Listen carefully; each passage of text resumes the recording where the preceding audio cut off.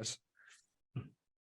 Ladies and gentlemen, welcome to another episode of the Five Marks Pro Wrestling Podcast. I am your host, Mr. Mark 115. I keep calling myself Mark 115. Mark number 3, Martin 115, joined as always by the from the depths to my 5 marks, Mr. Carmo. That's fair. Like I was going to say, in fairness, you were a Mark, so like getting your name out was kind of fairly okay. Hello, everybody. I'm Carmo. Welcome back for another episode. Good to have you with us.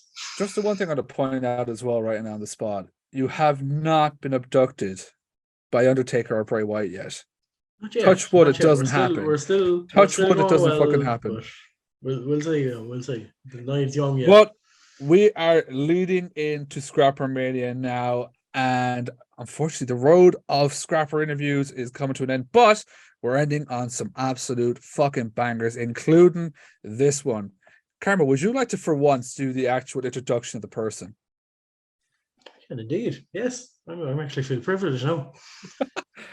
He is a one-time tag team champion. He is a two-time and current GN champion, OTT GN champion. I should add the OTT part, but anyway. Ladies and gentlemen, it is 1/4 of the legendary team, The Draw. It is Danny Cross. Danny, how are we doing today? Oh, good, lads. Thanks for that amazingly mediocre introduction. It was slightly butchered. I mean, you forgot Kingslayer. You know, I forgot everything. You put me on the spot. I couldn't go. Look, you know, a bit of professionalism wouldn't go amiss, is all I'm saying. You get what you pay for here on the Marks, unfortunately. I did try to get you the best, but unfortunately, it just wasn't, you know. But Danny, thank you so much for coming on. First of all, how are you doing? Obviously, we're fresh off of Hard Knocks Pro Wrestling now. Had the match with Terry Thatcher. What a match. Thank you. Yeah, I mean, Hard Knocks is like it's like my ECW. You know what I mean? It's like we have OTT, we have you know, I've wrestled for Fight Factory, and Hard Knocks is just it's like a different vibe down there. And Steve Savage, he gets it. You know what I mean? He gets what the people want of a Hard Knocks show. Terry Thatcher, you know, I've wanted to wrestle him for years. You know, I'm wrestling 5 years, and he was on my first day in training. Used to take the beginners classes, so what an opportunity! What a night! The only thing is I didn't get to have Chicken Hut at the end of the night. Sadly, I had to settle for a Supermax. So that was the only thing I would have changed. But yeah, really, really happy with Hard Knocks, and absolutely chuffed to be asked back again for the show in Cork. So, I mean, I think that's more of a pleasure because, like, you didn't have to sit there and eat with Galacini. So, yeah. Well, look, I had to share a locker room with Galacini, which is, I mean, I'm so sorry for that. So just don't let it happen again, right? I will talk to Steve. We'll arrange things. No. It'll be sourced. I promise you that one. Thank you. AJ can stay though. Alejandro's, he's a nice dude. He's a nice dude. I think he's under the wrong umbrella though. But Jay, I guess we'll start things off the way we start off with everybody. So obviously everyone has. Not everybody remembers. Everybody has their first kind of wrestling memory that comes to their head. What is like? How did you get started as a fan? Oh, this is like it's one of those Cinderella stories. I used to work at the National Stadium as a steward, like doing security, and Being the Elite was the show. Now I'd been a wrestling fan for years and kind of fell in and out of love with it. It was like kind of the guest host Raw. That was when I fell out of love. And then the CM Punk pipe bomb, I think I was one of the people who was brought back in by that. But the realm of Irish wrestling had never really touched any of my circles. So it was just, I happened to be working there. And I remember the exact match. It was Kings of the North versus the Lads of the Flats. And I remember seeing Paddy M do this moonsault off the top. It was picture perfect. And he did this... he did an up and over and he blew his knee out in the middle of the match, and I was so invested. I was like, this is amazing. Like, then the fans were going ballistic, and I thought, literally that next week I was like, I'm going down training. Like, I have to start this because it was a dream. You know what I mean? So nobody kind of pulled me into it, or it wasn't like something on a notice board or anything. I was at an event and I felt the energy. It was like, I need to be a part of this community. And 5 years later, so it was actually 3.5, 4 years later, I was wrestling for the tag belts that were on the line in that very match.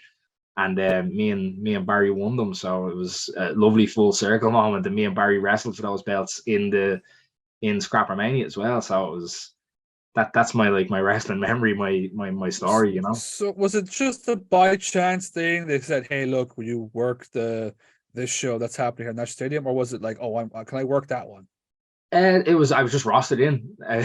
So wow. it was one of those things where I was doing like security for events at the time, so like concerts and different stuff like that.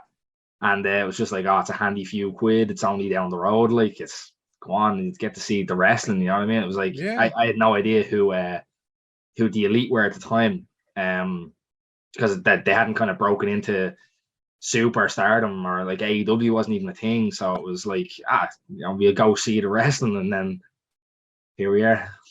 Jeez, that's literally the thing of like, if you weren't rostered on that day, you know, fucking hell, that's crazy. But sure, then you start training. What year would you have started training then? 20.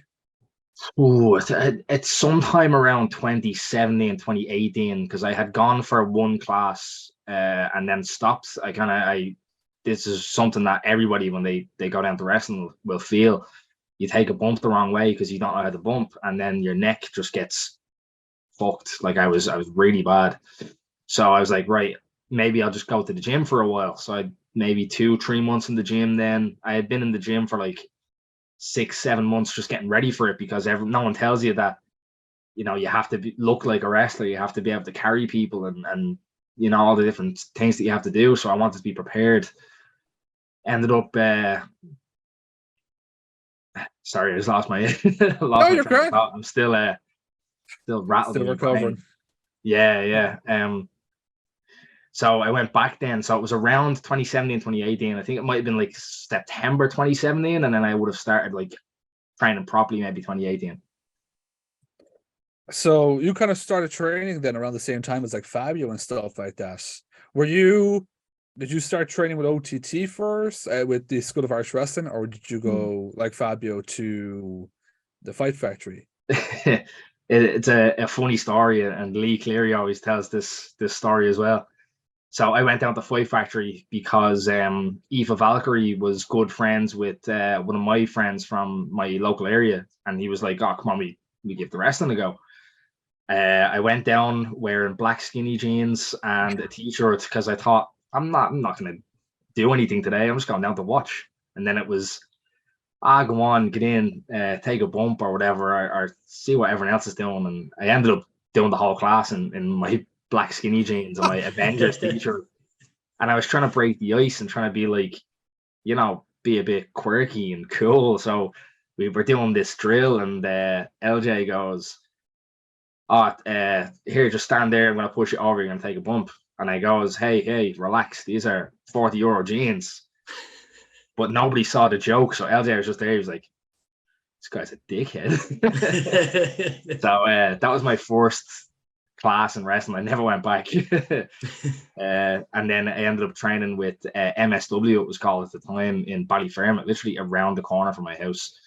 That that shows how impulsive it was, that I never researched any schools or never looked up where anything was. It was just, I wanted to be a wrestler. There's my link to being a wrestler, and just went with the flow then. So yeah, it very much seems so far everything just happened by chance. They're going down. Fuck it, I'll go down. Oh, what's that on roster then? Yeah, fuck it, I'll do it. Literally, that was like, I was in my third year of college and I was staring down the barrel of a desk job, and I was like, if I have to sit at my desk for the rest of my life now without anything, I'm not going to have a good time. So I was like, right, now's the time to, you know, try stuff and get involved. And like, I'd never taken a big chance like that before in my life, and it paid off so far, I think. Oh, 100%. Like, how did you find your training then as you kind of got more and more into it? Obviously, you said your first bump and it obviously didn't go well. Did you find it kind of tough the more you went on, or did you just love it completely? So it's like it's a bit like going to the gym, just the regular gym, because you have this period where you're first starting off and you kind of know nothing. then people are throwing all this stuff. So you get like this run of like maybe, 6 to 8 weeks where you're feeling great. You're great at everything. But then you realize, right, that's just the basics. So then the next 6 months is like the hardest part. You're going to be bad at stuff. And like, I couldn't run the ropes for 3 months. Like running the ropes was the hardest thing to me. And I just couldn't wrap my head around it at all. So like from the start, it was like, oh, I'm kind of athletic. I can do this. Then you start getting into the nitty gritty of like, okay, this is what wrestling is. And it just gets so much harder, but you just have to stick it out like anything. You know what I mean? If you're honest with yourself and you're really trying to learn, then you are going to persevere and succeed. I truly believe that, So, and as well, the support network that I had at the time was unbelievable. Like if you look at a lot of my earlier matches, it's like a carbon copy of Scotty Davis, because when you're training with someone like that, they're doing everything perfectly. So it's like I'm watching this guy do all this stuff. I'm like, I want to be like this guy. He's doing it perfect. Let me imitate this. So I remember my first match on like OTT, I ended up doing Scotty's entrance just by accident, because I was in my head so much. It's like I want to be good like Scotty Davis. You know what I mean? So I still get a bit of shit for that every now and then. So imagine Scotty like watching. He's like, "That's fucking me out there." Yeah, he was the match before me as well. It's terrible. How long was it then before I suppose you kind of started your first match between training and then actually getting into it? So that was like maybe a year, kind of in and around. But it's like the one thing they don't tell you about wrestling is that sometimes you can train for a year, 2 years, and not get a match. But it's out of your control to a certain extent. Like you'll be ready for a match after 6 months to a year, but if there's no show on, you can't have a match. You know what I mean? Like I think a lot of the lads these days are seeing that kind of struggle. You know what I mean? So I was really lucky that like maybe 8 months after I started, we were doing gym shows again.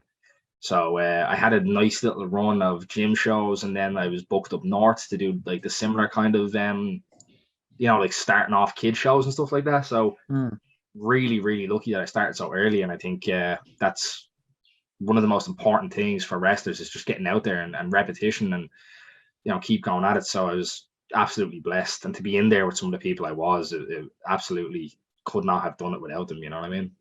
Yeah. So who's your first match against?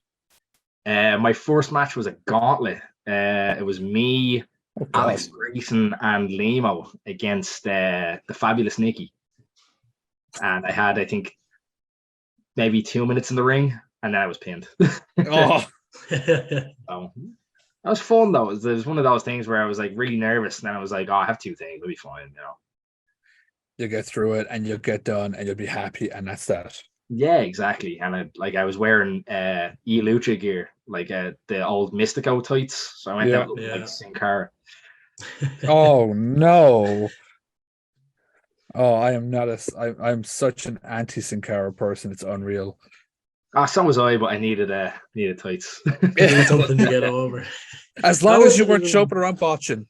Yeah, well, I did botch a bit. Yeah.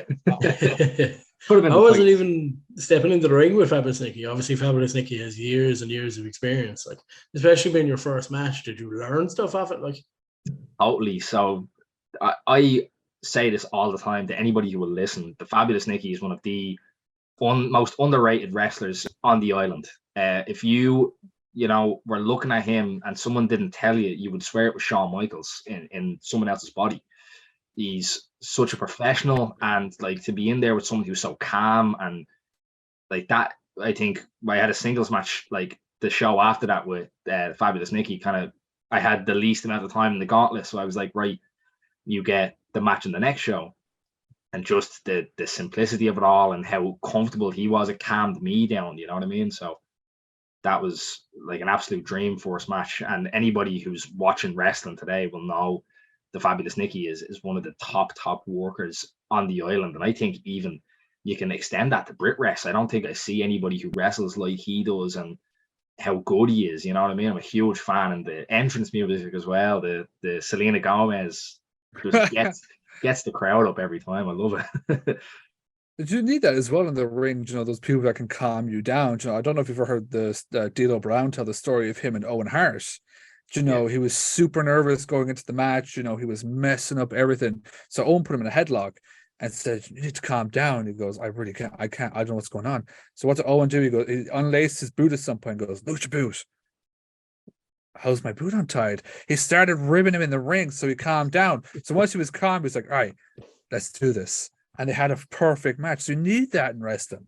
Totally, yeah. And I think like I've wrestled a lot of vets like Bonesaw and stuff, and I've done a lot of non recorded stuff with Corvin as well. And just being in there and hearing someone talk to you, it really does settle your head. It's nothing better to be in there with someone who knows what they're doing, you know. I'm gonna skip on a bit, and I'm sure Karma's gonna hate me for this, but obviously you've started training, you're starting getting matches going, and then we hit the shitty ass pandemic era. What was that like going through that for you? Oh, so wrestling had kind of stagnated for me right before the pandemic. So I was in this really weird state. So the pandemic happened right coming up towards, I think, Scrapper 6 maybe. Yeah. And I knew I wasn't going to be on the show. There was two shows that we had booked. It was Scrapper Mania, and the Ringside Club was the Hangover show that we always used to do. And I knew I wasn't on it. I had pitched 6 and 7 things, and it was just, nah, sorry, there's too many people on the show. So I was like in the gym every day. I was going to every single training class. I was of this mindset, and I'm still of this mindset that you really need to look at yourself in the mirror. And I was saying to myself, why am I not the first name on this card? So I thought, right, if it's my look, I'm going to go to the gym every single day. If it's my training, I'm going to train every single day I can. And if I'm still left off it, then it's out of my hands, and it's just I can't do anything about it, you know. So I think that mindset was kind of killing me at the same time, because I was doing so much, trying, like, literally going balls to the wall to try and get on this show. And then like 3 days, 4 days before the show, the whole country gets locked down. So it was strange. It was like a sense of relief. It was taken out of my hands. It was like, right, now I don't need to do this anymore. And I got so complacent over the lockdown. I think everyone did. And like, Yeah.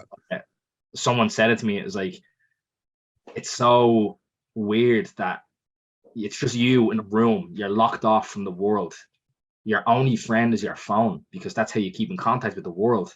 And as a wrestler, sometimes you just get like, people will hate on you for no reason. And like, even on such a small level, like, you'll see different stuff. Like, people might just shit on your match just because maybe it was a bad match, right? But people will just go out of their way to shit on it. And I was like searching my name, because I had 2 matches before this, and I was like seeing some stuff. And like, this guy's a discount Angel Cruz I got, and I was like, it's just me in my room looking at my phone for 6 months, and all of a sudden my phone hates me. It was just it was the most soul destroying thing I think ever, you know. Oh man, no, that's terrible. Especially because like you're as you said, you're locked off from everybody, so you're not getting any. You're reading that, and you're getting nothing positive back out of it. Totally. And I think everybody was in the same boat. Like, it was just where you're in the industry. I know Matthew was talking about like mental health and stuff. Like, it's horrific, because you're looking at yourself in the mirror every day. You can't go to the gym, you know. So I'm really out of shape at this point. That's how you got put on like maybe 1.5 stone during the pandemic. And like, all of a sudden now, like, everyone is like tweeting about like this shit I did before the pandemic even happened. You know what I mean? It's like, what is the point? And I was gonna quit. Like, I think a lot of people were saying they were going to quit. No way. It's just one of those things where you wake up on the Monday and think, oh, this isn't for me. And then you wake up on the Tuesday and it's like, what was I thinking? You know what I mean? Like, I think everybody was just. That happens. It literally happens. It's the weirdest thing. I was saying this with Matthew. It's this weird switch that just. It's so hard to describe. One day you could be feeling like the absolute shittest person in the world. Next day you wake up, the fuck was I thinking? The fuck was I talking about? Totally. Like, that is one of the things that they don't tell you about the pandemic. Like, I was waking up like maybe in the middle of July, and if you asked me what I did in the entire month of June, I couldn't tell you, because it was this weird a lot of people were experiencing this weird memory loss because every day was rolling into the same thing, and it was like the only thing that kept me sane was this trip to Tesco I was taking like every Friday. Yeah. I would go to Tesco, load up on like alcohol for the weekend, because we would just do like, that was the socializing. It was doing your Zoom calls, and it was like, looking back on it, it was, we made the best of a bad situation, but my God, that is no way to live. It was just horrific. Like, I think that I'm waiting for the day it's 10 years on and we look back on it. We're gonna think we're crazy. oh, definitely. And there's gonna be some documentary about it as well. Oh, this is 100%. we're not going into those history books that we listened to in school, you know. Yeah. But Mr. Carroll, I suppose as COVID kind of came to an end, then you obviously got back into OTT. Is that when you kind of started tagging with Be Cool? Yeah, so that wasn't originally an idea that we were doing. I had pitched a lot of other stuff just coming back because I felt like I was in a lot better shape than I was back then. I felt like I was training a lot more than everyone else. As soon as we had training classes come back, I mean, I was the first one through the door. I was the last to leave, and I was watching nothing but wrestling. I was like, right, I have this great idea. I was going to be a Japanese young boy for it was Sean Maxer at the time, was just doing a singles thing. So I pitched this, and then during the pandemic, me and Barry, we used to play Call of Duty together, and it would just be this kind of off the cuff thing where he was really bad at it, and he would always die. And then every time he got shot, he'd be like, "Ah, Jesus, Jay, what the fuck are you doing?" Pod rage. Literally, yeah. It was like, we were like, this could be a thing, you know what I mean? Because he was still doing the documentary thing at the time, and I was actually, if you look back at the anniversary show, I think with Be Cool and Orange Cassidy, I'm the person holding the camera as he makes his entrance. Like, that was always just a gimmick I did, and we turned it into like a wrestling gimmick, you know what I mean? So that was where that all came from. I think they needed to use me in a match, and then just the rest is history. Like, we had that match announced for the Kings of the North. We won the belts, and I'm just snowballed from there. I think. What was it like even just? Yeah, absolutely. Well, what was it like even just working with Be Cool? Because obviously, like, he's been around for so long, and just obviously that huge comedy character that now you're getting to work. Like, as we talked about the Fabulous Nikki, like someone with years of experience and just knows everything. What was that like, especially coming in after COVID? Ridiculous. Like, it was the best experience I've had in my career. Like, it's tagging with somebody who's like, it just gets wrestling. Like, Barry gets wrestling, and a lot of people don't get wrestling. You can tell by some of the stuff they put out that they don't get wrestling, but you look at Barry and he just is, he gets the comedy. He's such a funny person, and like all the promos he was putting out was gold. Like, they were getting retweeted by everybody. I know Eddie Kingston was a huge fan of his promos, which is like the biggest compliment I think anybody can get on promos, you know. And then, so being in the ring, I was kind of like a lot more confident. I was like 3-4 years in at this stage, so I kind of knew what I was doing in the ring, and I knew what I was about. But then the other side of things, where it was like promos, where am I going? Like, a lot of people think that I didn't put a lot of thought into Jay the character, but it was nights where I would sit down and like Barry would tell me to watch all this different things, and I was like, right. I think I watched the first season of the UK Office 3 or 4 times, because he was like, the character that you need to be is closest to Garrett. And I was like, okay, this is where I want to take the character. He's like, right, now watch the later seasons of The Office, watch Dwight. And that was where like I took all this inspiration for the Jay character, where I was supposed to be just this dopey, you know. I just loved Barry unconditionally. You could not show me a better person than Barry. And then I just take all this shit, and then he comes back and takes all the glory. He gets both of the belts, and I'm still stuck doing the camera thing. And that was, it was just lightning in a bottle, I think. And then to be able to progress with somebody being like, here, what you think about this for a character? What you think of this? What are we going to do next time? And that was invaluable. I think the reason why I'm where I am today is because of that stuff with Barry, just the experience that he was able to give me, you know. Absolutely. And then obviously, of course, we talk about the OTT tag title win at Banjax up in Belfast against the Kings of the North. Like, walking into that match, coming out of that match, it must have been elated with that. So it was actually the entrance that I was like, there was people with signs because there had been, so CJ West was a Twitch streamer at the time. And I used to just play games with him all the time, the same as Captain Sexy. We used to all kind of be this little crew playing Call of Duty together. And a lot of the fans would just come in and join if they wanted to keep up with, how the lads were doing. As soon as that match got announced, just because I was on those streams, I was kind of like a mini fan favorite. So Mr. Nito is a frequent viewer of one of those streams. He's a really big fan and turned into a really good mate as well. He printed out all the J signs because it was like, no, there's no Danny Cross. It's just Jay. We know Jay from the Twitch streams. All of a sudden, I walk out in Belfast. Barry does this whole thing. I am shitting it behind the curtain. I don't want to walk out. So I'm like, what's going to be the reaction? I'm just this jobber. You know what I mean? Walk out and I see the J signs, they're chanting, and I'm like, I felt like a superstar.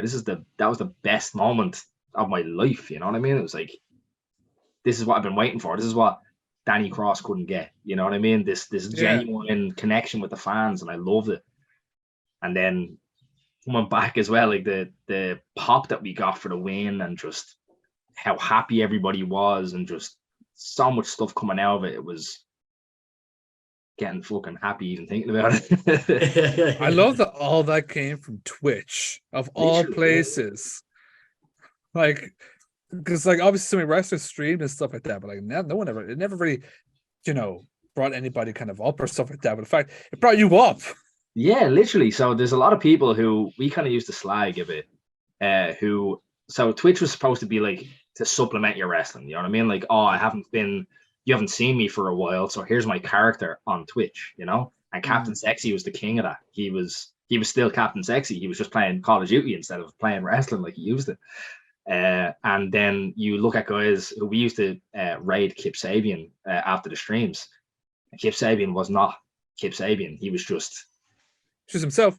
Some lad. Like, I was like, we would raid him. He'd be on his phone on his fishing. He was like, "Oh, thanks for the raid." I was like, you're supposed to be a fucking superstar, man. Act like it. What the fuck? I can't believe that. You raiding, because I watch, well, I don't anymore. At the time, during the pandemic and stuff like that, I watched Kip all the fucking time. Never copped that. Really? Never copped that. Yeah, the captain used to do it all the time because he used to ask his chat who to raid. And I was like, always like, do a wrestler. So one week it was Kip Sabian, and next week it was Colt Cabana. And Colt ended up, because he knew Captain from the Tivoli days, he asked them to play Among Us on his stream. So Captain used to stream with Colt Cabana during the pandemic. And that was like, it was so strange how like this little Twitch thing kind of took off for nearly everybody. You know what I mean? Did you ever get to play a game of Among Us with Colt Cabana? I did not. I played Fall Guys with Colt Cabana once. Oh, that's good enough. That's good enough. He's not very good at it. It somehow, even though I'm a mad nerd, like some people, it takes a lot for them to play Fall Guys. It was at that stage during the pandemic that we were just trying stuff. You know what I mean? It's like, I've played Call of Duty every single night for the last fucking 60 days. Let's do like Fortnite or Fall Guys, and then after a half an hour, I'd be like, do you want to just play COD? Like, yeah. Always. I wish I knew that, because back in those days, I would have been like, Jay, 1v1 me. 1v1 on Rust, snipers only, right now. I was always quite drunk on the streams, so you would have rinsed me. Like, it would not have been a competition at all. Easy win for me. At least, hey, I would take a win on COD over a win in the ring. So really, I wouldn't. I mean, it's not gonna. It's not gonna happen. At least COD. I was kind of say you might be in the minority with that one. Yeah. You're not going to beat Jay, guys. All right, Danny Cross has got you beat. It's true. I suppose we rock into Scrapmania, where you get to fight a big New Japan team in Aussie Open. Yes, and you actually got to fight them once or twice along that run as well. Again, another massive team. Like, Yeah, we had a trilogy, us and Aussie Open. So our first match with them was at I think it was the 7th year anniversary, where we were. It was the Australian rules match where we had to be pinned for 5. They had to be pinned for 3. We couldn't get disqualified, but they could, and we had no countouts. I think, and they had to put their Rev Pro and PWA belts on the line, as we had to put the OTT tag belts on the line. So it was implied, it wasn't said, that if we won by DQ, we would get all the belts. And we won by DQ. So if you look at the lineage, I think me and Barry are still the Rev Pro and PWA Australian tag team champions. So, I mean, if they want to come back and have a match for it, be my guest. But until then, I think I'm the triple champ, you know? Just like how Curtis Axel is still in the Royal Rumble. Was it Exactly. 2015? Literally. 2015? I think you should get the WrestleMania match. That's just me now. 100%. Yeah. Is it the same boat? I was just going to say on your tag match, if that could be cool out of retirement, I'm all for it. The scrapper match then, like, was just. That was, yeah, it was. That was an experience. It was like, that was my first ever Scrapper Mania. It was my first ever stadium show. And there had been dissent between me and Barry coming into it. We had this big story behind us where we were kind of losing each other, and Barry does the promo at the start being like, hey, if Jay turns on me in this match, nobody cheer him. So it was a real big like foreshadowing. But then at the end we got the big hug, and Sean Ryan as well, who was an absolute genius and is everywhere he deserves to be now with the work he's done. Did us a hype package. It was brilliant. Barry dressed like Macho Man Randy Savage at the beach, and me having to sleep in my bed upside down because we needed the camera a certain way. But then when it got to the actual match, we were like, we don't have to do anything here. We've put all the work in beforehand. You know what I mean? And a lot of lads would say like, oh, but like, what about the Canadian Destroyer, and what about all this different stuff that you do? It's like, the biggest thing I was thinking about at the end was the hug. I was like, how do I want this hug to happen? Like, what's going to get the best reaction out of this hug? You know what I mean? So, looking back on it, it was just an absolute clusterfuck, which it was what it needed to be. Because, like, if you look at us Aussie Open, even before they were in New Japan, we never stood a chance against them at all. But it was our job to be like, you know, let's give them a match. You know what I mean? Let's not just, you know, lay down and get pinned in 5 minutes. Let's make a moment out of this. And I think it was like that was my WrestleMania moment. It was a Scrapper Mania moment, and I have a tattoo on my leg just because of that moment. Because all I ever wanted to do since I saw Paddy Morrow do that moonsault onto, I think it was Duncan Disorderly. All I wanted to do was wrestle Scrapper Mania, and I did. So it was surreal, absolutely surreal. And if the match was good, the match was good. I didn't really care, but it was one of those things. You could even see it, like, as soon as he stepped out from the curtain, the crowd just started roaring, like, for the two of you. And you nearly even got more love than Biku, which was kind of crazy, like. So it's just mad. But even, I suppose, as you talked about earlier, you were working in the National Stadium. How was it even just stepping back in and going, I'm here to wrestle, not just work?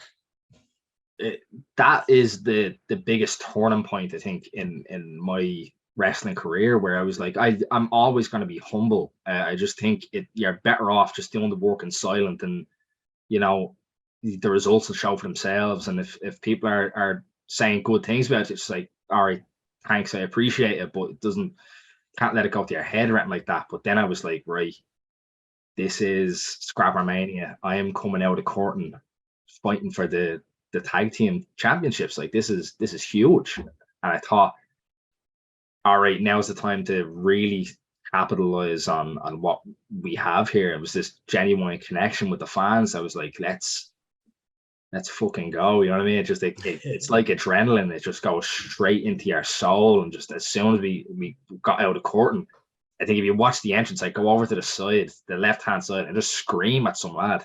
So I had to just get all the energy out of my body. Like, it was inside me, I was like, I'm gonna try and kill someone if I don't just get this. If I don't get this out, like. And how would you think, like, Danny Cross working for the National Stadium, he stood there watching that, what do you think he'd be saying? Oh,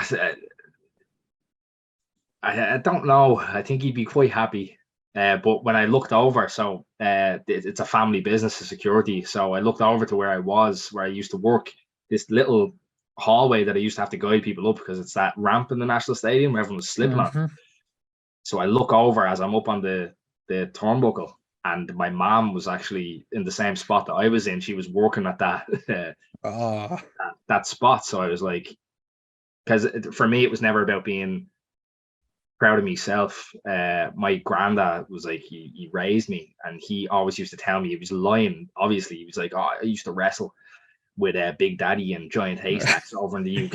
And I was like, ever since I was little, I was like, I want to be a wrestler. So it wasn't me looking at Danny Cross out in the vomitory working on security. It was, little 5-year-old Jay who had his wrestlers and used to get his videos off his cousins to watch WrestleMania 17. That was what I was thinking about, and that was just made my heart happy. If I died right then and there, I would have died the happiest man in the world. Small goals. Yeah, literally. Mr. Scarmo?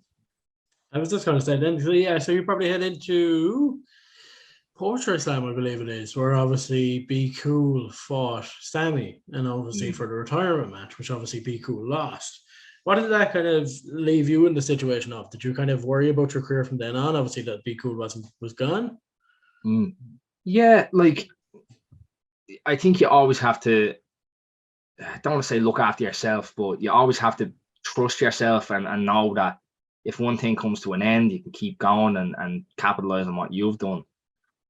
Losing Barry, I think, was a loss that Irish wrestling felt. You know what I mean? It wasn't just me losing a tag partner. We lost somebody who was such a character in the dressing room, and like the amount of times where, like, I had done a few tag matches since then, just kind of bits and bobs while BK was dealing with an injury, and I was like always texting him being like, what do you think of this, and what should I do this? And I got a new ring jacket and all. I was like, right, what should I put on it? And all this, it was everything I ran past him. So it was such a loss. And then it was literally Barry and Sam intermission, one match maybe, and then it was our match. So it was like, because none of us knew that was going to happen. I think that was something that never came out, is that that was hidden from everybody, that BK was moving away.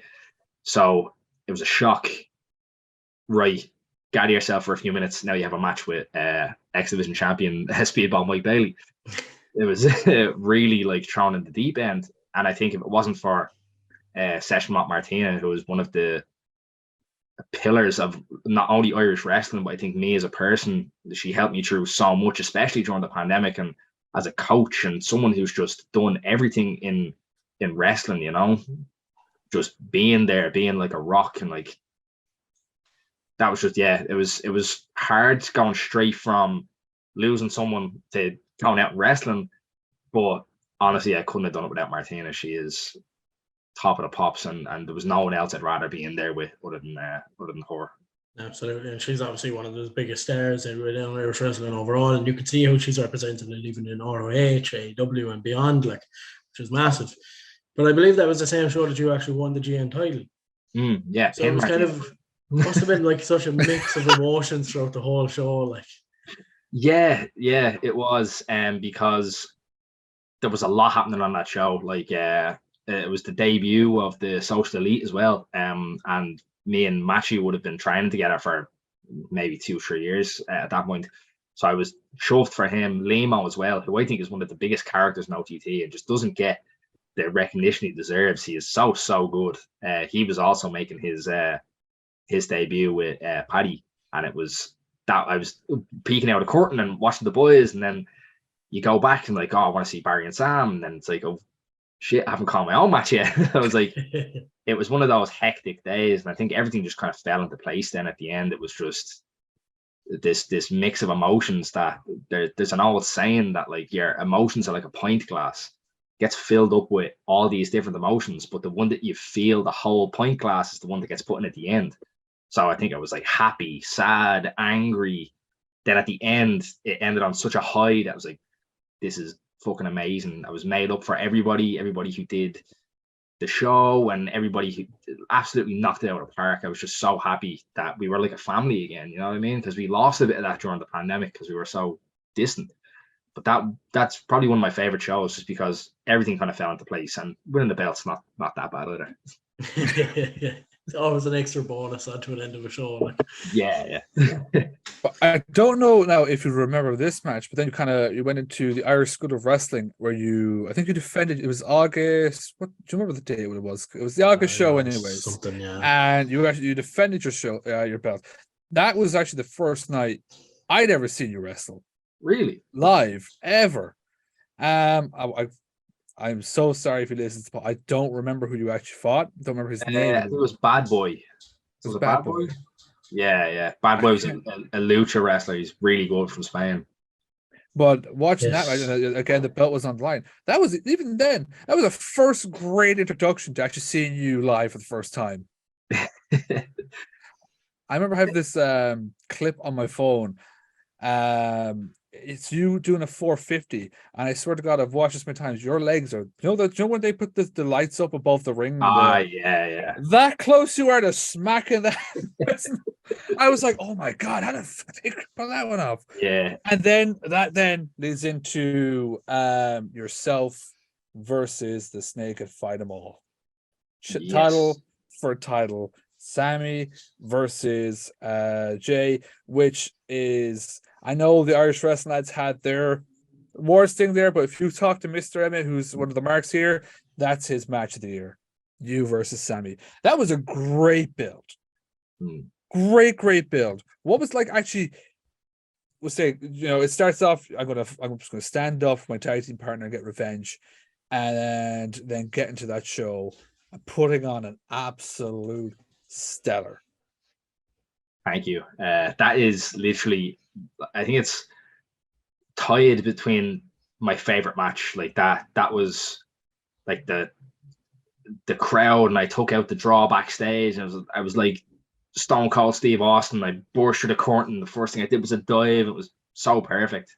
My other favorite match is me and Barry against each other in Belfast. If you get a chance to watch that, it was pretty fucking sick. But that was, I think, the first time I was not complimented, but the first time I got like a really big pat on the back from Joe after a match, because it was perfect. Just every inch of it was perfect. Being in there with Sam, we just had this chemistry, and it wasn't mental. It was slow, and we really fed off the crowd. And it was this.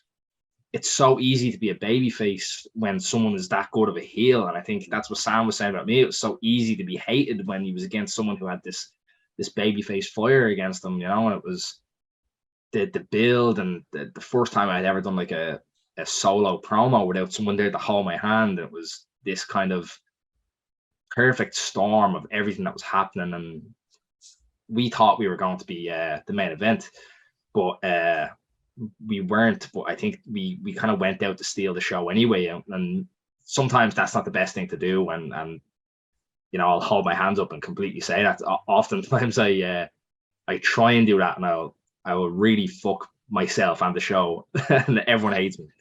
But it was our moment, you know what I mean, where we were like, this is Irish wrestling, this is what we have to put on. We can do stories. It's so hard to do stories in indie wrestling, but we had the crowd invested, and we had like some of the reactions we were getting for the falsies, and just loved it. Absolutely loved it. I've actually only watched like half of it back, because really I'm not really good at watching my own matches back. I think you have to force yourself to do it sometimes. That's the only way you get better. But for me, it's just like I'll watch the parts that I know were amazing, and then I just won't watch the rest. So have you watched the beginning half or the ending half? I watched the ending half. Or I was gonna say, because the ending half is probably the best part of the whole thing. The amount of false finishes, the the who's gonna hit the fucking brainbuster first type of thing, and then just the honest to God, my favorite finish to a match. And I think it was kind of going for a while with Sammy, where it was just have you all just pass out. Well, honest to God, I have to agree with Emmett. If it wasn't for LJ Cardona, that would be my match there. It's a very, very close second. It was such a good match. And probably it was the first we'll say like major event match. I main event, they'll say, that I'd ever seen, and he blew it out of the park. Oh my God.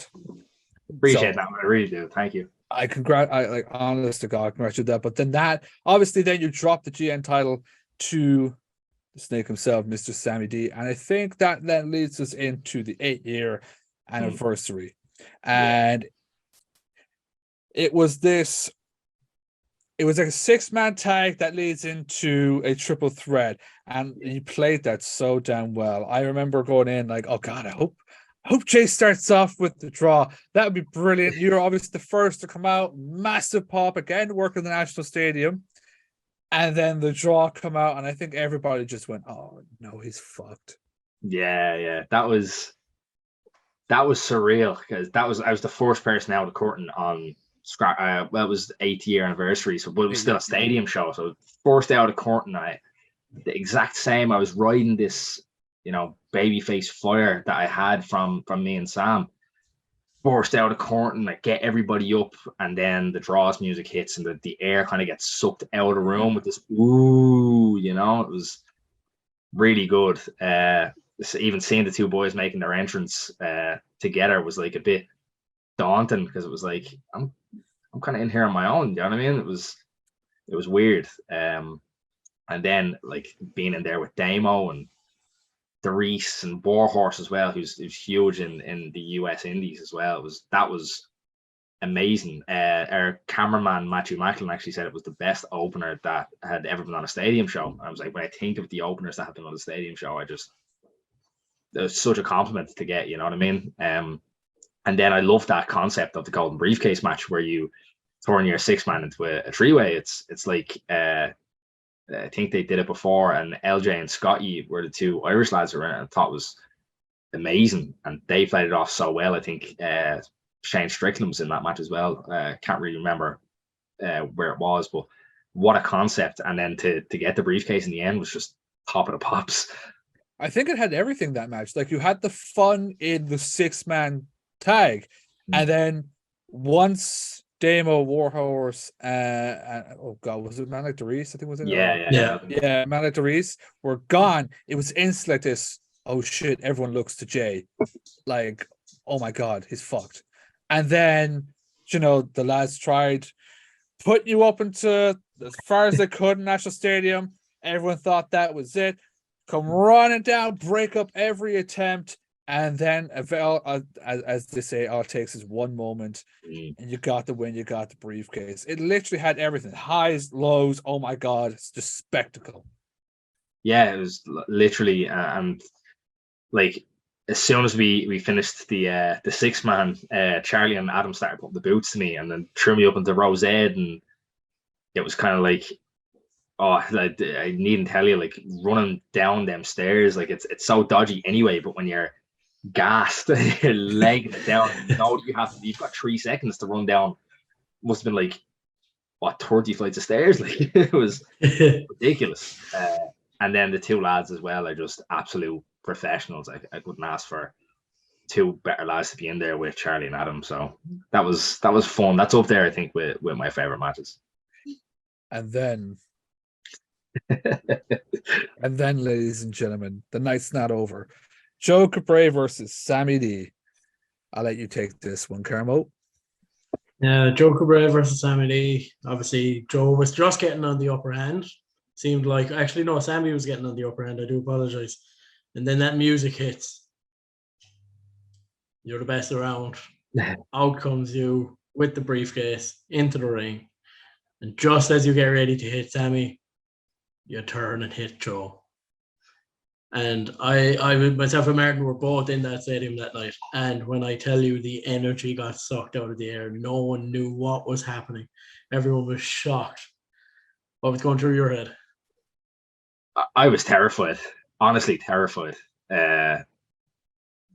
Terry Funk always said, "Change it up while you're on top."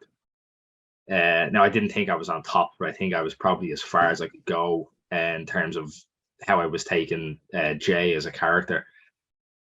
So, to me, it was always so justified. It was the next logical step. You know what I mean? It was you poke the bear so many times, and eventually you poked back.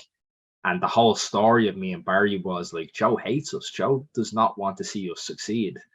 We win the tag belts. The first thing he does is put us against Aussie Open, and then puts us in a match against each other the next day. So it was this. That was to me a culmination of the story of me, Barry, and Joe. I would love to wrestle Joe down the line, but to me that was just the perfect ending of nobody saw it was coming.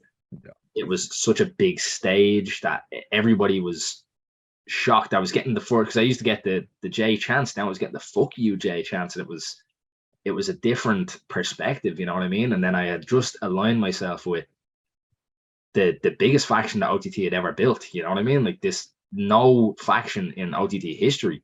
Like you talk about the Bullet Club, you talk about United Empire. Like none of them have held the belts, all the belts at the same time.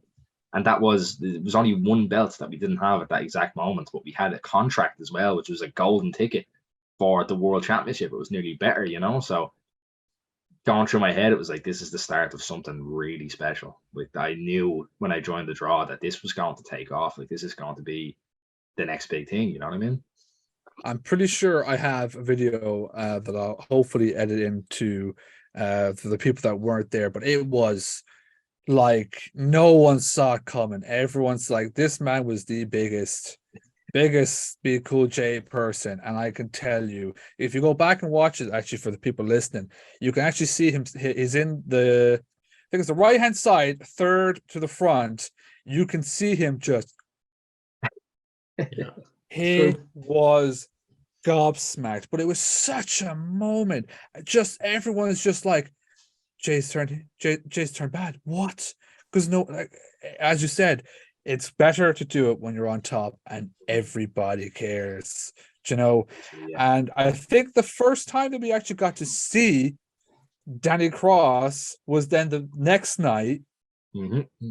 It was supposed to be Matt Cardona versus Jay, but that didn't happen, did it? No, it did not. So I came out then in possibly the nicest suit I've ever worn in my life. this silk shirt, hair was flowing. Like to me, it was very Game of Thrones. I think House of the Dragon had just come out, and I was like, "That's what I have to be now." I'm like a Targaryen, you know what I mean? So I wanted to get called the Irish Dragon, but there's already been an Irish Dragon, unfortunately, so I have to beat him first. But came out. Instead, proposed a nice little point between me and Matt Cardona, which was amazing because you're standing there doing a promo with Zack Ryder. Imagine, thinking that when you were younger, you know what I mean? And then, of course, Fabio and Martin Steers, who also very underrated and really, really nice lads and just deserve to be everywhere. Like these lads are so entertaining and great and fun, but they fucked my night that night. Because I just turned heel, just joined the draw. Me and Matt Cardona shooting the shit, and then the boys come out and fuck it up. But you got the team, like it was yourself from Cardona, but like, what was it actually like being his tag partner? Like getting to stand there on the ring, go, holy fuck, my partner's Zack Ryder. So I was like that. I was literally stunned in the middle of the ring, be like, I'm here with Zack Ryder. And he turns to me and goes, "Is the word frigid? Do I say frigid?" I'm like, yeah, go for it. So that was like next levels. I have Zack Ryder here telling me, what do I call this lad? He hasn't kissed a girl before. I call him frigid. Well, no, that like how much of a high was to Ben from heel turn Cardona, and then the next time we saw you, then was, I believe, Hard Knocks Pro Wrestling Unrivaled in the Golden Ticket Tournament. It was supposed to be fatal 4-way. Thanks, LJ, for that one. But I think this was the first time it was full-fledged Danny Cross, new jacket, new look, new music, which I got a jacket. Oh, lovely jacket. Yes, I agree. Yeah. Great costume. But like, what was it like to finally? So this is it. This is the first time people are seeing. I think you were first introduced as Jay, and then you cut that promo and said, Jay's dead. This is Danny Cross, and from there it was Danny Cross. What was it like? That's it. This is it. Changing now. Yeah, like to me, it was like everything had come full circle, because when right before I had my first match, I was asked like, okay, what's your name going to be? It's just I had a few different reasons, and I was like, right, I'm going to be Danny Cross, and then Danny Cross ended up being a trainee who never did anything, and had 2 matches on OTT and then just got forgotten. So to me now it was like Jay has built this reputation, and Jay has taken this character as far as it can go. Now it's time to revisit Danny Cross and make Danny Cross what I wanted Danny Cross to be in the first place. You know what I mean? So coming out, being able to cut a promo, which is something that Danny Cross would never have done back in the day. You know what I mean? He would have been terrified to even touch a microphone. And it felt like it flowed, having Sam there right beside me, and everything just kind of clicked. And I was like, right, I feel so confident. This is where I'm going with this. And I finally feel like I'm in my own skin when it came to wrestling. You know what I mean?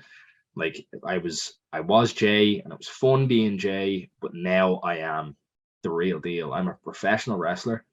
I carry myself like a professional. I come out, I look the part. I have my new jacket. I have my new tights. I actually wore the old Danny Cross gear on that show because it was kind of symbolic for me. I mean, it's like, right, this is going to be Danny Cross going forward. So I was really happy with how that went, and especially in the 5-way, getting to wrestle someone like, I love Renzo Rose. I think he's top of the pops. He is that, like, I dread the day NXT Europe comes around because he's getting signed straight away and he's going to be whisked away forever.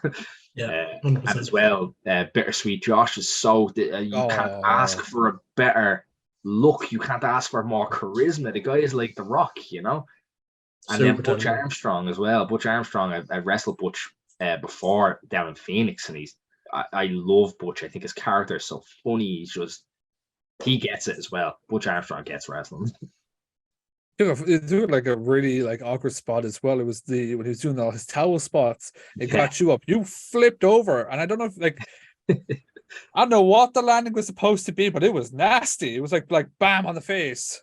Yeah. That's called the Paul Tracy spot. Paul Tracy always does that, and I love taking that bump. It's so fun. I love it so much. He used to do it on all the old kid shows. And I was like, let me take, because me and Butch did a match down in Phoenix, must have been just after the pandemic. We were doing a running spot, and he threw a banana peel on the floor, and I slipped on it, did a shooting star press. I was like, it's actually on YouTube. You can look it up.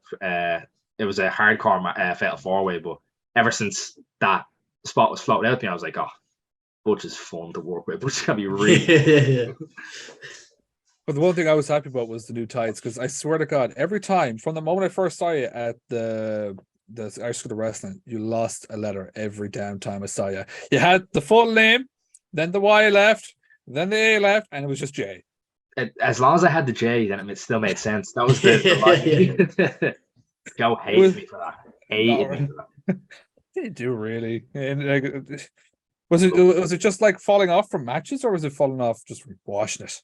It was falling off from matches. So I lost the A against Gene Money down in Phoenix. I don't know how. That was a complete comedy match where we didn't do anything. I think I took 2 bumps in the whole match.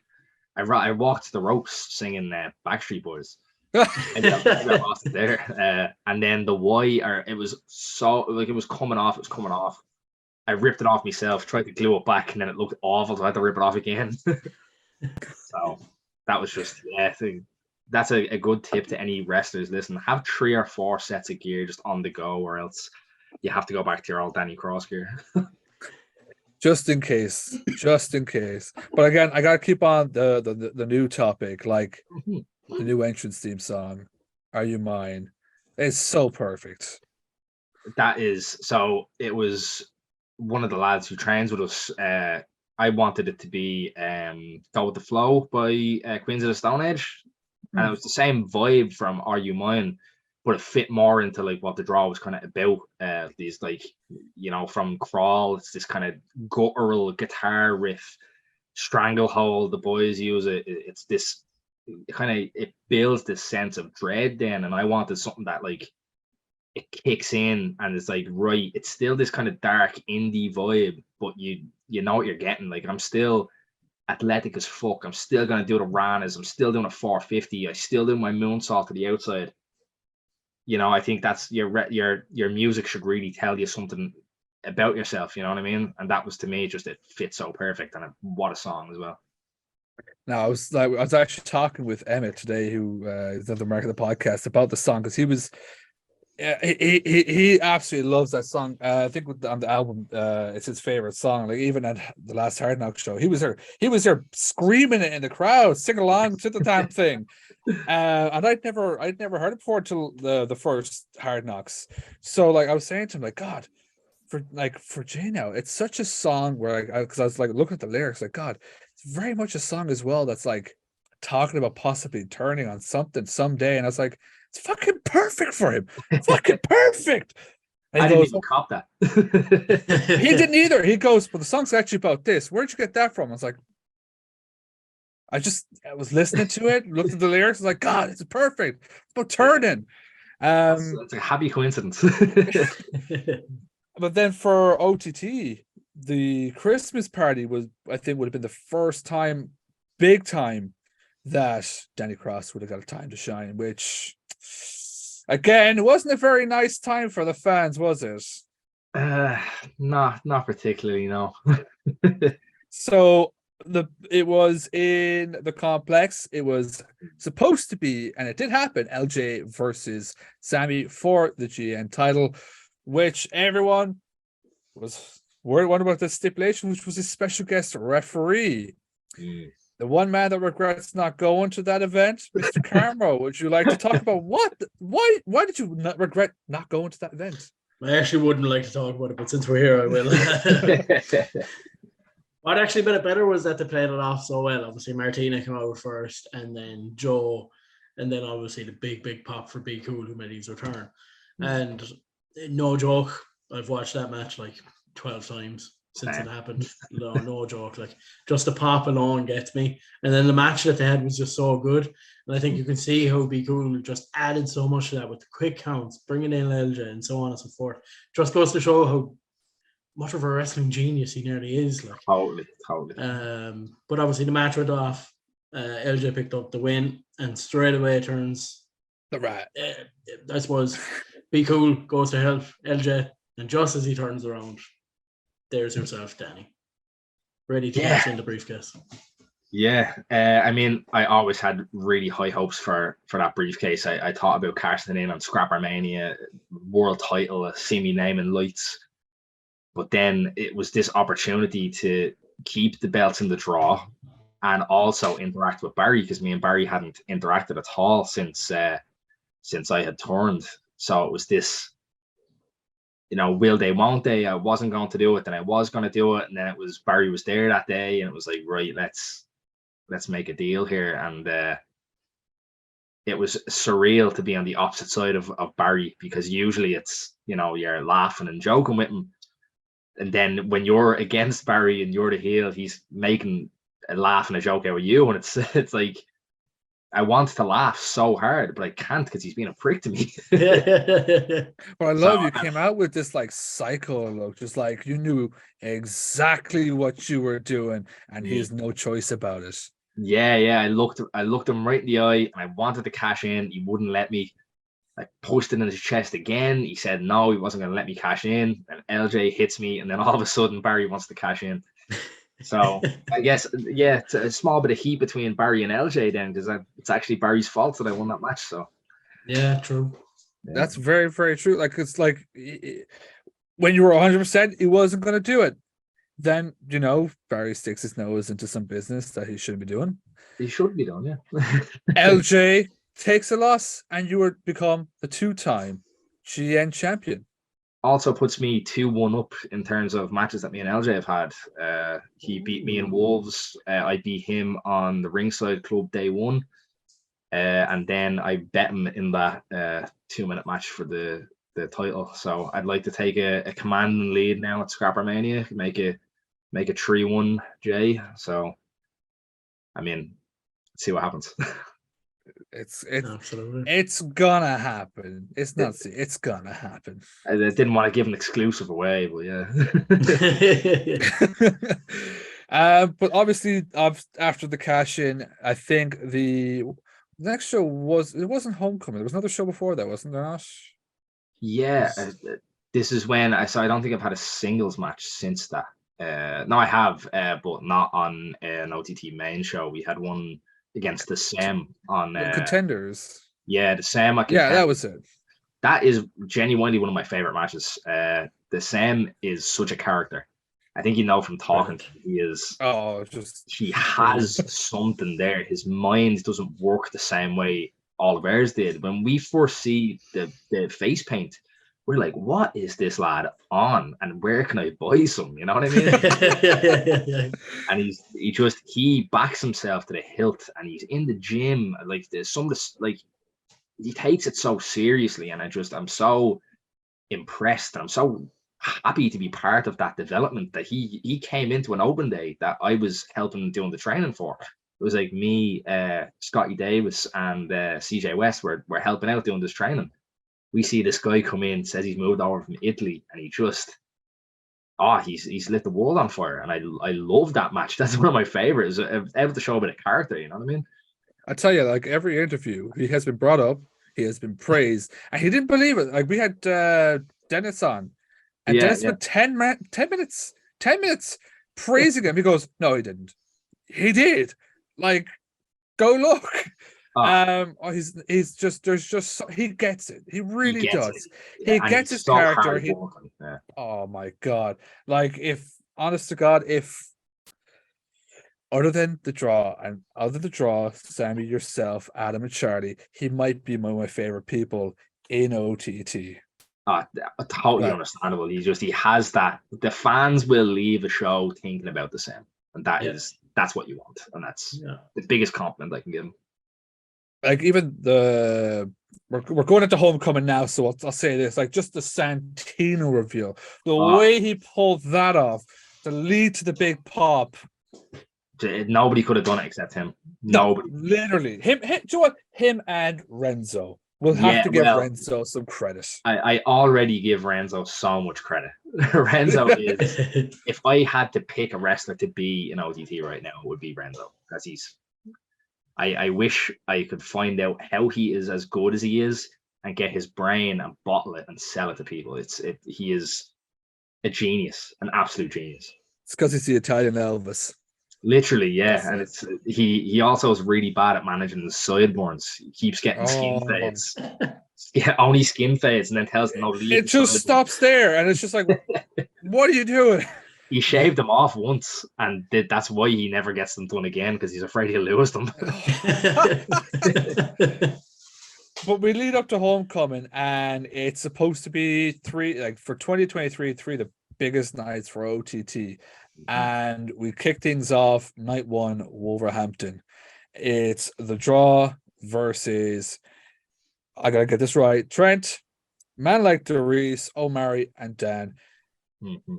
What a damn match. The build and everything between the promos with Sammy and Trent to get to the match, the four of you going at it. Again, like it's just banger after banger after banger after banger. What was that match like? And obviously we'll get into then what happened at the end. That match was fun. It was really, really fun, because I think the thing you want as a heel is to be in someone's backyard and be like, you know what, we run this place. It's that dynamic that we had. Like it didn't matter what we did before. We were the evil foreign heel, you know what I mean? We were the Iron Sheik.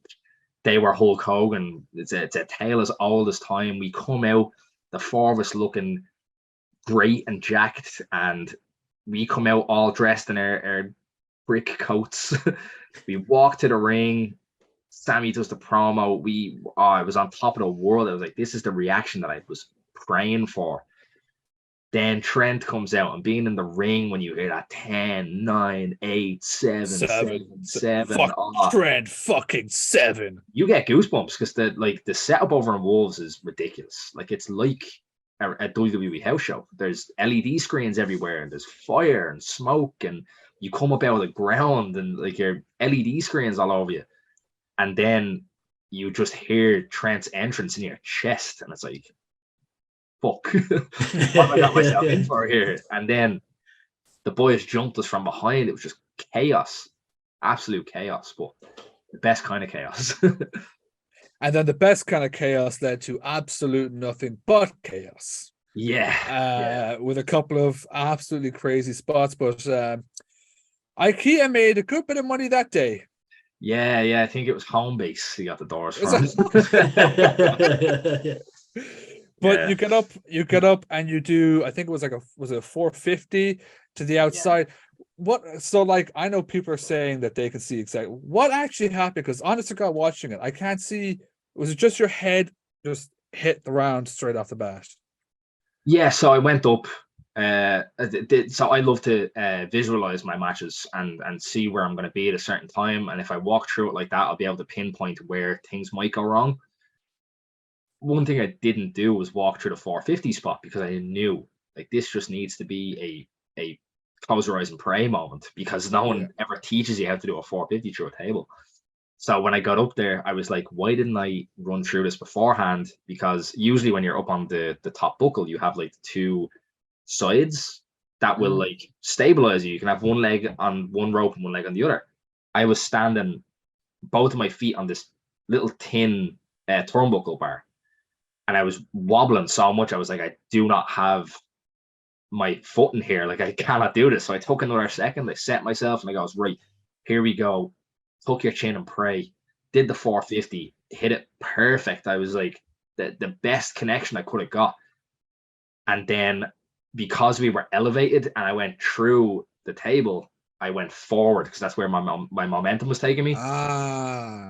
So it was, if it had been in the ring, I would have taken, my bump like I always do. Like, it's safe as houses. Like, even you saw at Hard Knocks there, there is a spotlight right above me, but I kind of know my own trajectory now, to the point where I can say, I'm not going to hit that, Yeah. Do it. Splash. There's mats around the ring like there is in WWE over in Wolves. Sadly, I pulled two of the guardrails out from the concrete. So did the 450, blunt force, smashed my head into the concrete. Like, that was why the cut was so weird, because it was just blunt force, like, and it opened a split in my eyebrow. That's what I couldn't figure out, because like I was like, did he hit the door? Did he hit the, like, I couldn't figure out, what did you hit? Oh, the ground. Yeah. Okay, it was a bad day at the office. Yeah, but look, I think I couldn't have asked for a better cut, because the pictures that came out of it, like, trust, stellar. Loved it. Like, I just remember thinking of BJ Penn when he won his first match in the UFC. He gets up on the cage and starts licking the blood off his hands. So I got up on the turnbuckle, paused for a few photos, and started licking the blood off my hands. And it was like, the cameraman Matthew Macklin picked it up perfectly. And I was like, this is priceless. And now I have to go take a driller pile driver through another door.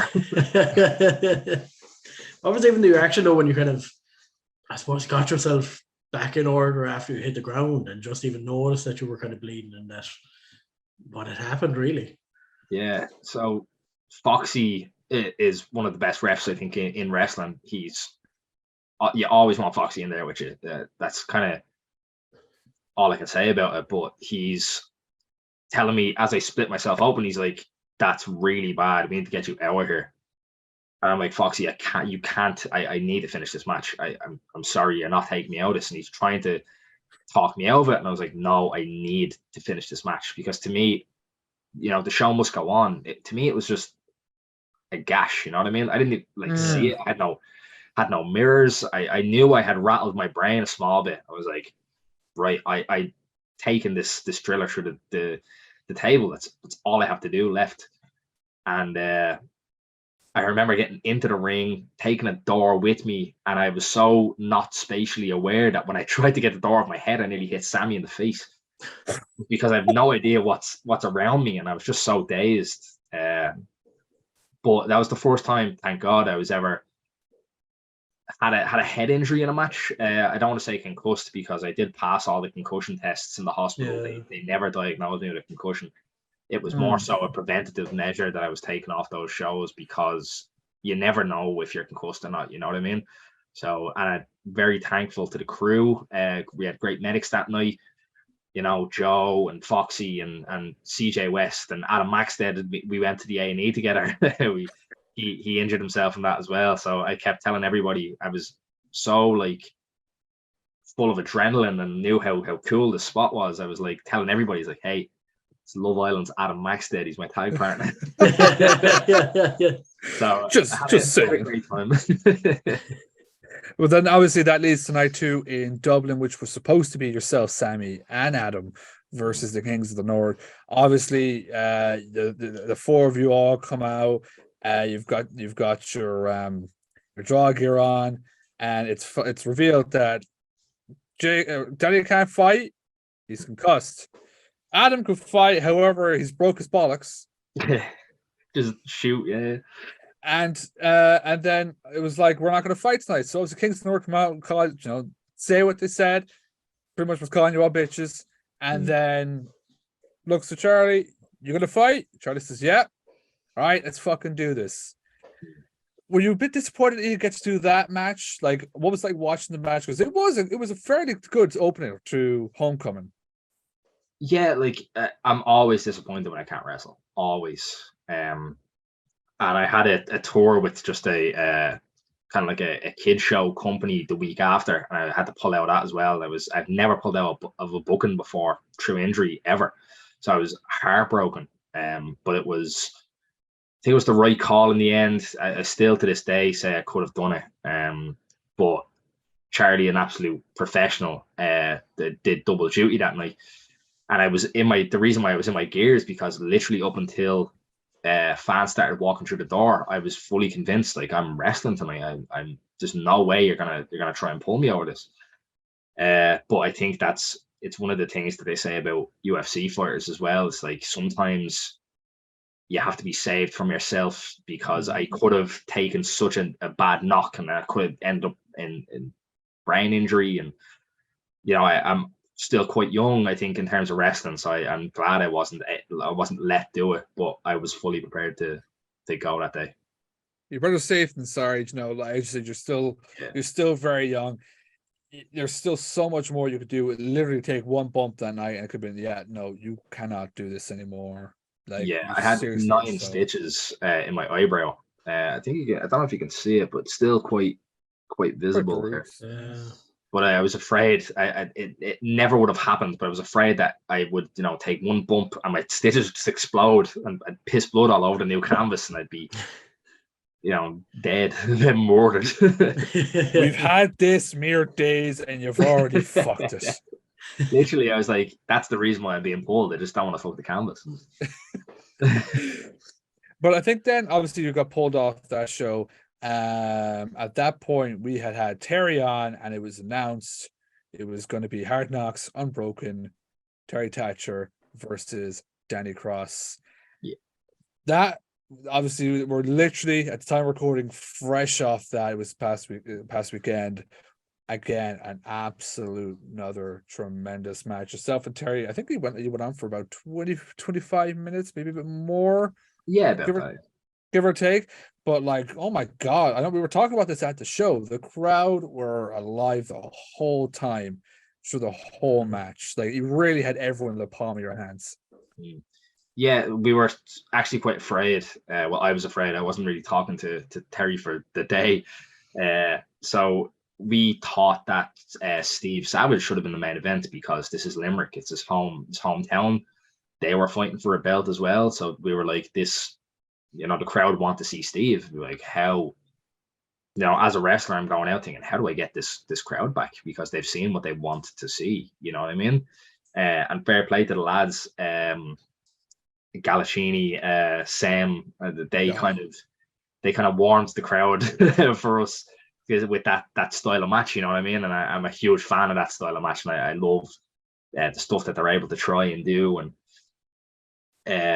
when I get out there, I was like, right, I'm gonna have to be aggressive. I need to get on the crowd. I need to. So I went and I took the microphone. I did my own introduction, which is something I've never done before. So I was just kind of winged it. Delighted I didn't get my own name wrong.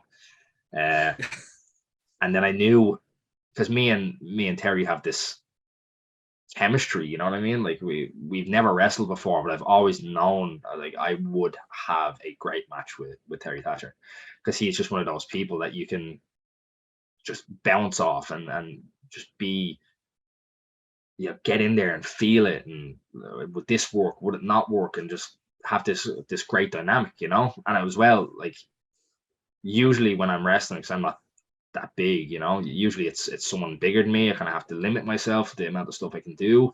But when you're in there with someone like Terry, it's like we're both just, we can do anything. We can take this whichever way we want.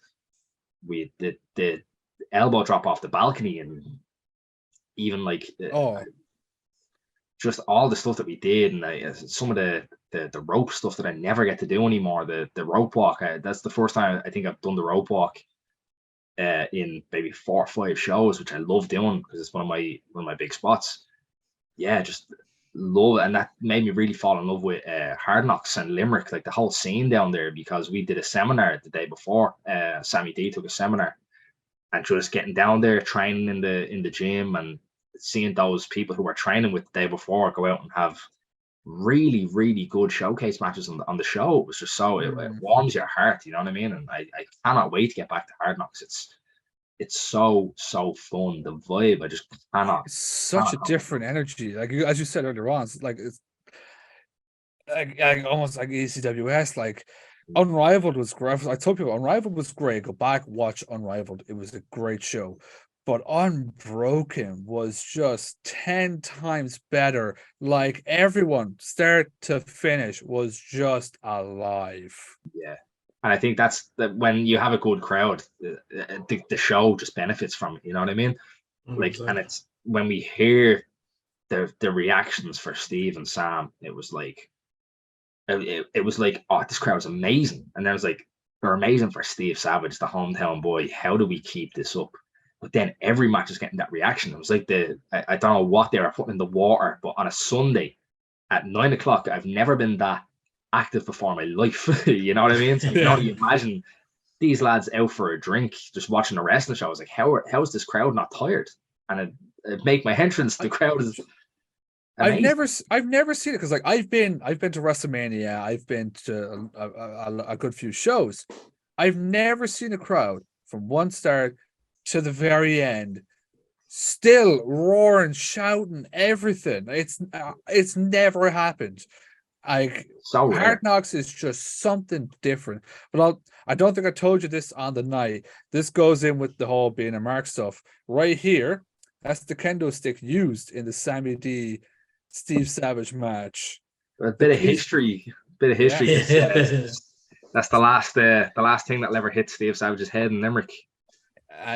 And what a better person to use it on. Like, I've actually got the video as well. He's digging it into his head and he just throws it out, and I you just hear me go, yeah, that's coming home. But that's like, I do that anyway, you know what I mean? I have a match card from every show I've ever been on, because Scotty Too Hotty said to us before, just take pictures, you know, get souvenirs from the shows you're on, and don't be afraid to go up and say, hey, I used to watch you as a kid, can I get a picture? Like, nobody's gonna take the piss out of you. Like, everybody is in this business because they're a fan at some point. You know what I mean? So I do that. Like, I buy t-shirts off some of the imports that I like. You know, Scotty Too Hotty is just the coolest lad ever. Like, I have a picture of me and Tajiri, me and Carlito, all these really fucking cool things that I am a firm believer in, that you should always be a fan. If you're not a fan, what what are you doing? You know what I Yeah. mean? Absolutely. I think like a lot of people are scared. Like, when we started this, even just to reach out to people, it's like, oh, the wrestlers don't. The Irish wrestling scene is, honest to God, the nicest wrestling scene I have ever seen in my life. Like, I was telling Sam and all that, like their classes, their like group of class have just been so supportive of each other. But then, like, you slowly start to see everyone's like that. They're all just this one group trying to make Irish wrestling as big as it possibly can be, and right now it is booming. Totally, and that is, I think, what we're taught at a very basic level is that don't bring people down, raise people up. You know what I mean? Like it's this total air of positivity that it's just we're breathing it right now in Irish wrestling. Like everybody's mates, nobody is on their own, and we're all. It's like we all have this shared dream, and it's something that's so rare to find. Is you walk into a wrestling school, if you don't know someone's name, at least you know, like, we have the same dream, we like the same thing. And I think most, like, after the pandemic, like, it used to be quite clicky in Irish wrestling, and I think a lot of fans will tell you that as well. It used to be quite clicky between them as well, but after the pandemic there's just been this air of positivity, and everyone's been breathing it into each other. And I'm a firm believer in, you get out of the universe what you put into it. And I'm just so happy that everybody in Irish wrestling is thriving together because everyone's putting this positive energy into it. You know what I mean? And I don't think you'll find anybody who has this hidden agenda or is backstabbing. And politics is just, it's not something that happens in Irish wrestling because we're just so, it's like a family. It's very cliche to say, but like it is like a family. Everyone wants to see everyone succeed. Everybody helps each other.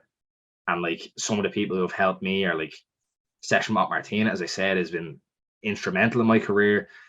Fabulous Nikki, Scotty Davis, CJ West, like the new crop of lads coming through. Even Callum Black was one of my best friends in wrestling before he decided to retire, and he was so supportive and just, I just love this community. I'm so happy that I get to be a part of it every day. Like, and I recommend as well, if you are even a new Irish fan, go up and say hello to the lads. Like, honest God, we went up to yourself, obviously, at homecoming, and we're like, oh, look, here were the 5 marks.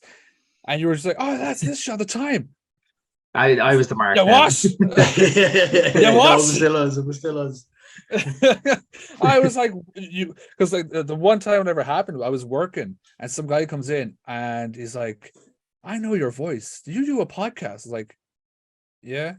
And he's like, do a wrestling podcast? Like, yeah. He's like, are you one of the 5 marks? Like, yeah, hey, yeah, I'm Martin. Yeah. But then just to hear from yourself, I was like, oh my God, there's wrestlers that listen to the fucking podcast. Time to retire. Time to retire, all happy out. We're not getting any bigger than that. It's just the nicest bunch of people, like. Yeah, Irish wrestling is like, it's weird. Like, I think we're all interested in Irish wrestling as well. So when I want to get, like, I obviously wouldn't be able to watch every show. So when I see a review of a show that I maybe only saw 2 matches on, of course I want to watch it. You know what I mean? I think it's so easy to watch something when you're so invested in it. You know what I mean? So I do, and I did listen to the Scrapper Mania one as well because I wanted to hear what the reaction was to the stuff I did, and it was like, oh, this is perfect. Happy day. But it's a good source as well. Like, obviously sometimes people be like, they don't know what the fuck they're talking about. But we have had lads be like, I know we have listened to what you said and like kind of change stuff up. And we're like, oh my God, don't take advice from us. we're just 5 lads just talking shit. Yeah, everybody is just some lad talking shit, you know what I mean? But I think when you have good ideas and you have like good feedback and a good perspective, you know what I mean? That's what I think sets people apart, and that's why I was really drawn to the podcast. So delighted to come on. Oh no, that's honor. So it's all but I will end with Scrapper. But before we end with Scrapper, I want to bring this up because I'd seen you promoting it all week. The band Royal Autumn. You're in the brand new music video. Yeah, Royal Autumn. So how I got into that was Sean Ryan, as I said, used to do the videography for OTT. Did Ric Flair's documentary, and he worked for WWE, and he's actually gone back to work for WWE again. He was really good friends with the lead singer, and he was like, we have this idea for a music video. The song is called Tin and Blonde. It's very similar to the stuff you were doing with Barry, except it ends with an axe murder. And I was like, Sean, that's how I wanted me and Barry to end. So, Yeah. so I was like, right, let's do it. I'd never acted before in my life. I think the reason why Sean maybe got me involved was because we needed to do a spot. I say spot, it was a scene where I got hit in the face with a fish. Yeah. It was like that was the whole thing that they were doing was like this art house director was just taking the piss out of me, and I had idolized them. Took the bump with the fish 3 or 4 times because it wasn't. Yeah, I had to get hit a few times with the fish, and every time the guy who I was working with was like, "Look, we can do it just one time. We have the footage." I was like, "No, hit me with the fish again. We need the perfect. There's no point in doing a half-assed fish take. Hit me, like I'm a wrestler. Hit me." Yeah, exactly. I think that's why it was why I was chosen. But eternally grateful for Sean for giving me that opportunity, and also the song is a banger as well. I didn't expect it to be. I've never listened to Royal Autumn, and that is a banger song. And the music video is like really cool. Like just you slowly but surely just get driven crazy with the keyboard on your back and everything. Then you see the acts as well, like just dressed up as the jester. Then that was a fun day. The lap dance scene was the most awkward thing I've ever done in my life. But then obviously it is a very cool thing because I just thought, I was like, Jason a music video. I was like, hopefully he's not done so many so it doesn't come across like I don't know shit. I'm happy that wasn't not an actor. So but then obviously we're coming up now. It is, as the time of recording this, it is this weekend, Scrapper Mania. It's yourself and LJ. Are you looking forward to going into that one now? Yeah, always. I love wrestling LJ. This time there's a lot more on the line. The 2 times that we have wrestled, or 3 times, were like the last one was for the GM belt. We didn't get time. The first one was when I was a tag champion and I beat him, and then he beat me in Wolves. So it's kind of even going in if you don't count that cash in, but I do count the cash in, so it's not even. So me and LJ will be, I think, the sleeper match of the night. I think we're going to build this as the be all and end all because he calls himself the MVP of Irish wrestling. But on a personal note, LJ Cleary is in the same spot that he is last year. You know what I mean? He was in a fatal 4-way. The showcase match of the night. I was wrestling Aussie Open. In the past year, I've won the GM belt twice. You know what I mean? If anybody's the MVP of Irish wrestling, why am I not the MVP of Irish wrestling? You know what I mean? And I think that this will be a great match to showcase that and say, you know what, LJ Cleary is good. Yeah, he's a really good. If you want one of those matches, to get me? But I just think I'm a different animal. Jay and LJ Cleary was a good match, but Danny Cross and LJ Cleary is going to be fucking biblical. As you said, this could be the rubber match. Obviously, you include the cash in, I include the cash in. You're one up on him, but say he gets this win, it's gonna be 2-2. You're also gonna have to. Someone's got to win this. Someone's got to come over here. Yeah, look, for me, it's cut and dry. I can't lose. Literally, I cannot lose. LJ Cleary wants to be this like fighting champion. He wants to be, I'm going to take the belt over to this promotion. I'm going to defend it there, and I'm going to do this and that and this and that. I want to turn the GM belt to something more than that. I don't want to be a fighting champion. I think if you're a fighting champion, when everybody gets a title shot, nobody gets a title shot. It means nothing. It's just another match on the card. The GM belt is going to be the stadium belt. It's going to be the big import belt. If you want a match for the GM belt, you should bring something to the table. You know what I mean? You should give me something that I say, yeah, you know what, I want this match. If you look back at prize fighters back through the years, you had to give something to Floyd Mayweather before he fight you. You know what I mean? That's where I want to take the GM belt. That's my GM belt. I've won it twice. I've only lost it once, and the person I lost it to can't come back for it because we're best friends. So, and if you want to talk about best friends, what happened to LJ Cleary's best friends? That's all I'll say about that. So, No lies Very well said. detected. And Scrappermania now could be a huge night for the draw. Before we get there as well, Omari is the current OTT world champion. He's 2-0 against the draw. Coming up road to Scrapper, it is you and Omari. He's 2-0. Is it going to be 2-1? Are you going to be the one, or is it going to be 3-0? Well, I'm always going to bet myself. Look, Omari is the champion. He's champion for a reason, and I think Omari is great. He's so athletic. He's a brilliant wrestler. I don't think that's my job at Scrappermania or at Road to Scrapper to beat him. I think my job is to take Omari as far as he can go.